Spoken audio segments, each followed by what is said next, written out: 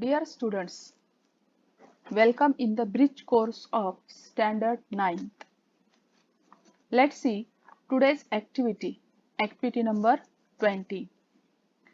It is about identify the details. म्हणजेच मराठीत याला आपण तपशील ओळखणे असे म्हणतो. याच्यामध्ये पहिला पॉइंट आहे learning outcomes competency statement. Identify the details म्हणजे जिथे सुद्धा आपल्याला ही ऍक्टिव्हिटी शिकल्यानंतर आपल्याला तपशील ओळखता आले पाहिजेत. Instruction for teachers and parents और facilitators. Encourage the learners, identify the details and help the learners if it is necessary. म्हणजे जो लर्नर आहे त्याला तपशील ओळखण्यामध्ये मदत तर करायचीच आहे, परंतु गरज पडली तर त्याला प्रेरित किंवा प्रेरणा प्रोत्साहन द्यायचं आहे. Instruction for students. आता स्टुडंट्सला इन्स्ट्रक्शन काय दिले बघा. Read a play carefully and try to complete the given flow chart. If they need take a help of their teacher.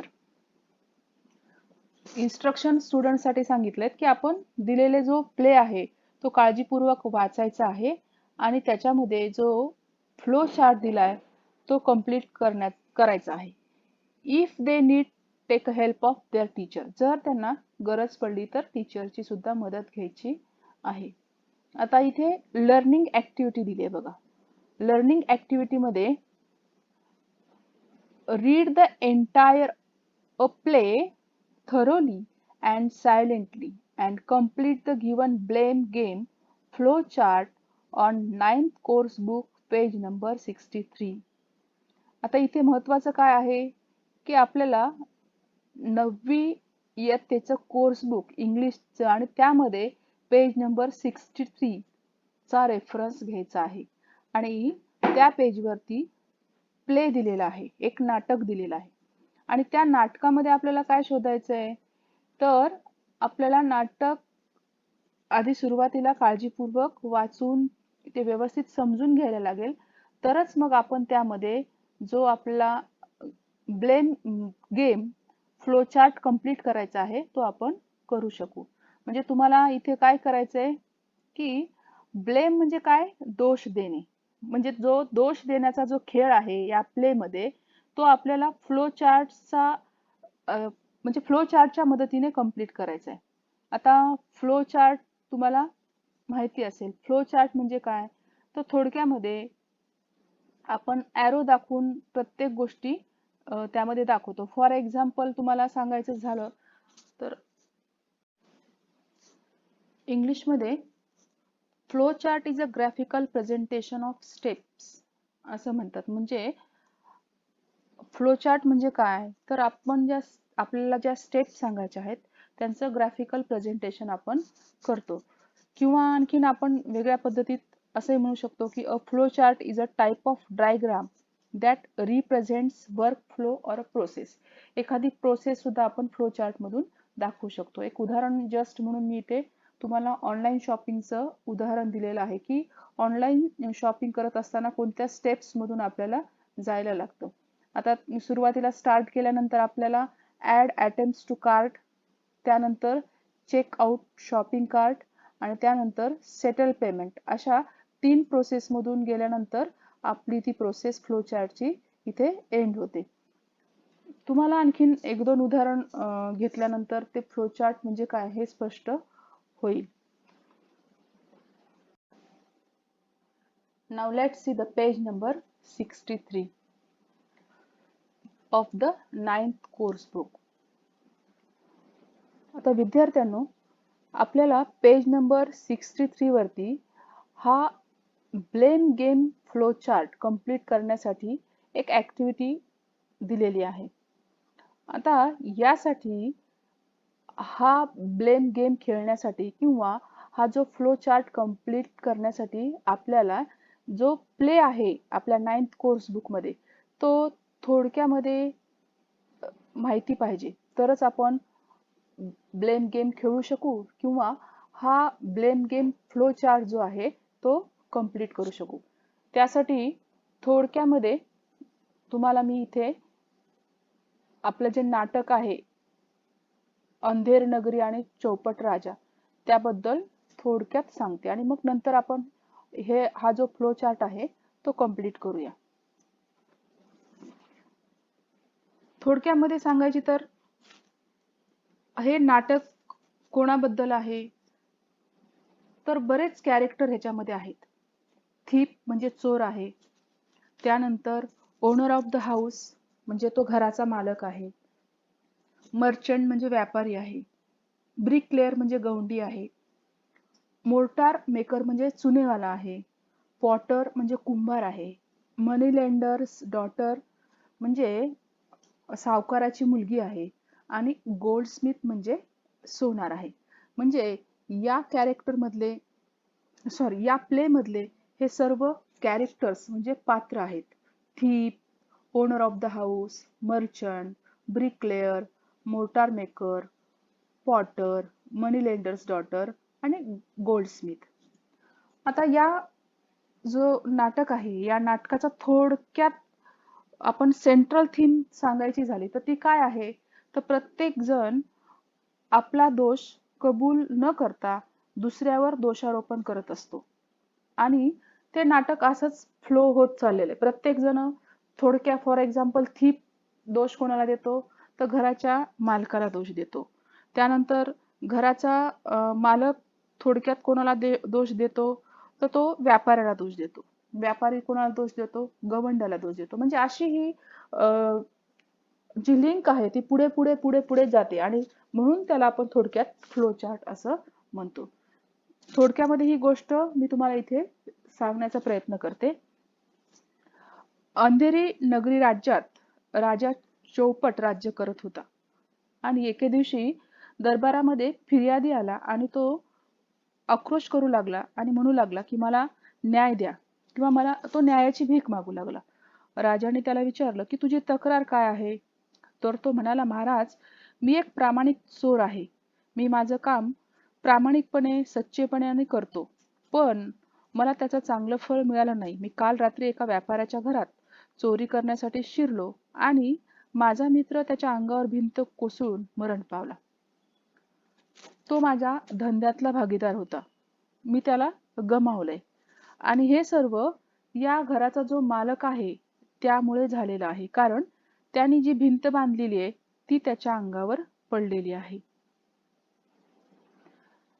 त्यानंतर घराच्या मालकाला बोलावलं जातं आणि घराचा मालक सांगतो की राजेसाहेब याच्यामध्ये माझी काहीच चूक नाही, कारण मी हे जे काम दिलेलं होतं तो जो ब्रिकलेअर होता त्या ब्रिकलेअरनी तो जो गवंडी होता त्यांनी त्यामध्ये जे चुना जो वापरला होता तो हलक्या प्रतीचा वापरला होता आणि त्यामुळं त्याचा दोष त्याच्यावरती जातो. त्यानंतर राजाने परत गवंड्याला विचारलं की तू तो दोष कबूल करतोयस का, तर गवंडी पण त्याला बोलला की नाही, मी माझा दोष म्हणजे कबूल करणार नाही, यामध्ये माझी काही चूक नाही. चूक कोणाची आहे, तर ती मोटार मेकरची आहे. मोटार मेकर सांगतो की मी ही चूक कबूल करणार नाही, कारण मी जे मिश्रण तयार करत होतो त्या मिश्रणामध्ये माझ्याकडून जास्त पाणी पडलं आणि म्हणून ही चूक कुंभाराची आहे, पॉटरची आहे. पॉटर पण तो दोष कबूल करत नाही. तो पॉटर काय म्हणतो की माझ्याकडून जरी माझ्या भांड्याचं तोंड मोठं झालं असलं तरी माझ्या भांड्याचं तोंड मोठं होण्याचं कारण ही मनी लेंडर म्हणजे सावकाराची जी मुलगी आहे ते कारण आहे. कारण ती मी हे भांड बनवत असताना त्या रस्त्यावरून सतत फेऱ्या मारत होती आणि माझं लक्ष विचलित करत होती. जेव्हा राजाने मनी लेंडरच्या मुलीला बोलवलं किंवा सावकाराच्या मुलीला बोलवलं तेव्हा तिने सांगितलं की माझं लग्न खूप जवळ आलेलं होतं आणि मी सोनाराकडे माझे दागिने करायला जे टाकले होते ते सोनार मला देतच नव्हते आणि म्हणून मी ते घाईघाईने करून घेण्यासाठी मी त्याच्याकडे फेऱ्या मारत होते. अशी थोडक्यात ही गोष्ट आहे. आता मी संपूर्ण गोष्ट सांगणार नाही, फक्त तुम्हाला आयडिया येण्यासाठी ब्लेम गेम कसा आहे, प्रत्येक जण दुसऱ्यावरती ब्लेम कसा करतो हे या गोष्टीमधून मी तुम्हाला थोडक्यात सांगितले. आता आपण हा जो ब्लेम गेम आहे तो इंग्लिश आपला जो लेसन आहे त्याच्या सहाय्याने कंप्लीट करण्याचा प्रयत्न करूया. ब्लेम गेम फ्लो चार्ट मध्ये 3 पॉइंट्स महत्वाचे इथे सांगितलेले आहेत, आपल्याला दिले आहेत बघा. पहिला पॉइंट दिलाय हु इज ब्लेमिंग, म्हणजे कोण दोष करतोय किंवा दोष दुसऱ्याला लावतोय. हु डज ही ब्लेम, तो कोणाला ब्लेम करतोय. आणि for what does he blame that person, कोणत्या कारणासाठी त्या व्यक्तीला तो दोष देतोय. आता बघा, thief, who does he blame, he blame to the owner of the house, तो कोणाला ब्लेम करतो, त्या घराच्या मालकाला ब्लेम करतो. कशासाठी, for not constructing a strong build, त्याने बळकट अशी भिंत बांधली नाही म्हणून घराची, त्याला ब्लेम करतो. त्यानंतर ओनर ऑफ द हाऊस, म्हणजे जो मर्चंट असतो तो कोणाला ब्लेम करतो, तो ब्रिक लेअरला, म्हणजे गौंड्याला ब्लेम करतो. तो सांगतो की ह्या गौंड्यानी काय केलेलं आहे, ती भिंत जी आहे ती केअरलेसली बांधलेली आहे आणि ती भिंत खूप वीक असल्यामुळे ती पडली. त्यानंतर ब्रिक लेअर कोणावरती ब्लेम करतोय, मोर्टार मेकर, म्हणजे जो चुनेवाला जो असतो, जो मिक्सिंगचं काम करत असतो, तो सांगतो की याने काय, तो मोर्टार मेकर सांगतो की for mixing too much water in mortar, म्हणजे मोर्टार मेकर वरती का ब्लेम करतो ब्रिक लेअर, तर तो सांगतो की त्याने जे मिश्रण होतं त्या मिश्रणामध्ये भरपूर पाणी टाकल्यामुळं ती भिंत जी होती ती कशी बांधली गेली, वीक बांधली गेली. त्यानंतर मोर्टार मेकर कोणाला ब्लेम देतो, पॉटरला, कुंभाराला. कुंभार काय सांगतो की त्याचं कारण तो सांगतो की for making a defective pot with a large mouth, म्हणजे मोर्टार मेकर दोष पॉटरला देतो आणि त्याचं रिझन तो काय सांगतो की त्यांनी काय केलं की खूप मोठं तोंड असलेलं एक भांड तयार केलं आणि ज्या भांड्याचा उपयोग करून मोर्टार मेकरनी त्या मिश्रणामध्ये पाणी टाकलं, त्यामुळे ते जास्त पडलं. आता बघा, पॉटर, पॉटर कोणाला दोष देतो, मनी लेंडरला, मनी लेंडर्स डॉटरला, म्हणजे सावकाराच्या मुलीला. आणि कशासाठी दोष देतो, for disturbing him with thinking of anklets, म्हणजे तो जेव्हा भांड बनवत होता तेव्हा त्याच्या पैंजणाचे आवाजामुळे तो डिस्टर्ब झाला, हे कारण तो सांगतो. त्यानंतर त्या मनी लेंडर कोणाला दोष देतो बघा, मनी लेंडर्स डॉटर दोष कोणाला देते, गोल्डस्मिथ, म्हणजे सोनाराला. ती काय सांगते reason, for delay in the delivery of her ornaments, तिचे जे दागिने होते ते देण्यामध्ये तो उशीर करत होता आणि म्हणून ती तिथे फेऱ्या मारत होती. आता गोल्डस्मिथ कोणावरती दोष देतोय, ही ब्लेम टू किंग, सोनार राजाला ब्लेम करतो. का बरं, for giving order to set aside all other work to make the queen's ornaments, म्हणजे राजाने त्याला अशी आज्ञा दिलेली असते की तू तुझं राहिलेलं सर्व दुसरं काम बाजूला ठेव आणि जे राणीचे जे ऑर्नामेंट्स आहेत, दागिने आहेत, ते सुरुवातीला तू बनवून घे. म्हणजे गोल्डस्मिथ कोणाला ब्लेम करतो, किंगला. आणि कोणत्या कारणासाठी, तर त्यांनी राणीचे जे दागिने आहेत ते सुरुवातीला बनव अशी आज्ञा दिलेली असते. म्हणजे तुम्हाला लक्षात आलं असेल आता का हा ब्लेम गेम कसा आहे.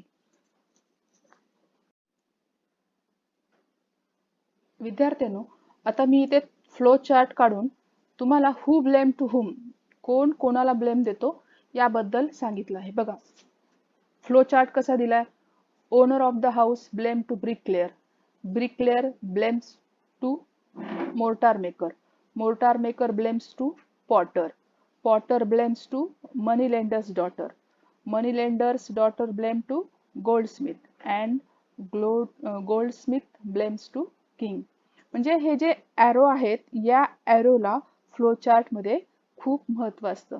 आणि आता आपण जे आन्सर पाहिलं किंवा जो टॅब्युलर फॉर्मॅटमध्ये जी माहिती दिलेली होती त्याच्यामध्ये ॲरो दिलेले नव्हते आणि म्हणून मी तुम्हाला हे एक सेपरेट करून सांगितलं आहे की फ्लो चार्टमध्ये हे जे ॲरो असतात ते खूप महत्त्वाचे असतात. कारण पहिली गोष्ट दुसऱ्यावर, दुसरी तिसऱ्यावर, तिसरी चौथ्यावर, असं याच्यामध्ये फ्लो चार्टमध्ये मुद्दे महत्त्वाचे असतात. फ्लो होत जाते ती गोष्ट किंवा प्रोसेस असते एखादी.